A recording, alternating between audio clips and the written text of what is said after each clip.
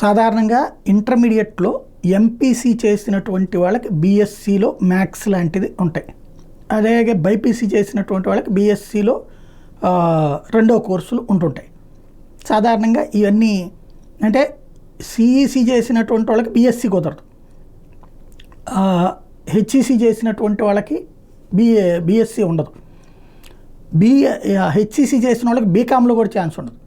మళ్ళీ సిఈసీ చదివినటువంటి వాళ్ళకి బీఏలో ఛాన్స్ వస్తుంది, బీకామ్లో ఛాన్స్ రాదు, పిఎస్సిలో ఛాన్స్ రాదు.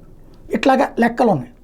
ఇట్లా కాకుండా ఇంటర్మీడియట్లో ఏ కోర్సు చదివినా డిగ్రీలో ఏదైనా ఎంపిక చేసుకోవచ్చు, బీఏ బీకామ్ బీఎస్సీ. మామూలుగా అయితే ఎంపీసీ బైపీసీ చేసిన వాళ్ళకి బీఏ అయినా బీకామ్ అయినా కూడా ఎంచుకోవచ్చు, బీఎస్సీ వాళ్ళకి అర్హత ప్లస్ బీఏ బీకామ్ అయినా ఎంపిక చేసుకోవచ్చు.